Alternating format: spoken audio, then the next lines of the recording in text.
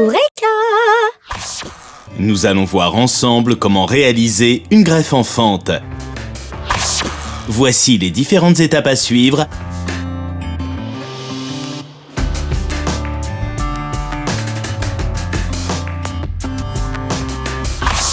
Et le matériel dont vous aurez besoin: un sécateur, une scie à élaguer, un tournevis, un greffoir, un maillet caoutchouc, du mastic à cicatriser et des flexibandes. Première étape, préparez le greffon et le porte-greffe.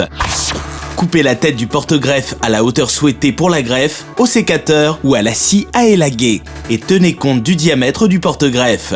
Il doit idéalement varier entre 1 et 5 cm environ. Lorsque le diamètre du greffon est beaucoup plus petit que celui du porte-greffe, le côté opposé de ce dernier risque de se dessécher et de se creuser, car il n'a rien qui puisse tirer la sève. Ensuite, fendez la tête du porte-greffe à l'aide d'un greffoir et éventuellement d'un maillet, et coupez un tronçon de rameau à greffer. Choisissez un rameau d'1 an. Coupez à la base de l'œil inférieur. Le tronçon doit comporter 2 ou 3 yeux.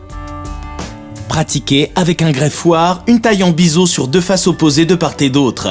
Et faites en sorte que le biseau soit plus fin vers son extrémité que du côté de l'œil, de façon qu'il écarte le moins possible la fente une fois en place. Deuxième étape et premier cas de figure, assemblez une greffe simple. Écartez légèrement, à l'aide d'un tournevis par exemple, les 2 lèvres de la fente et glissez-y le greffon biseauté. Positionnez-le légèrement en force vers un bord de la fente de façon à obtenir un bon recouvrement et un bon alignement des cambiums. Puis, retirez le tournevis. Le greffon sera maintenu en position par le pincement des 2 bords de la fente du porte-greffe. Pour finir, ligaturez l'ensemble de la greffe avec du flexiband. Deuxième cas de figure, assemblez une greffe double. Si le diamètre du greffon est beaucoup plus petit que celui du porte-greffe, il est possible d'optimiser vos chances de réussite et d'éviter le risque de nécrose. Tout d'abord, mettez en place 2 greffons opposés de façon à ce que leurs pouces inférieures respectives se trouvent tournés vers l'extérieur. Puis, ligaturez avec du flexiband.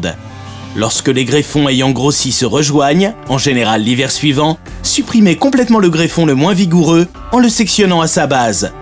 En supprimant ainsi la partie risquant de se nécroser, vous préviendrez efficacement le problème.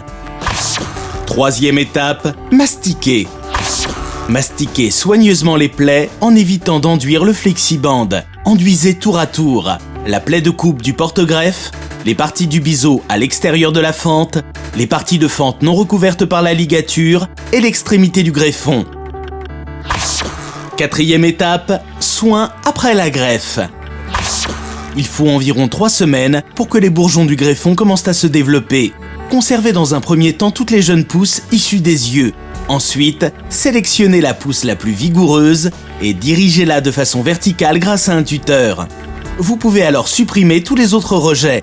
Si la ligature n'est pas biodégradable comme les flexibandes, vous l'enlèverez lorsque le rejet commencera à prendre la couleur et la rigidité du bois. Et voilà, maintenant, c'est à vous de jouer.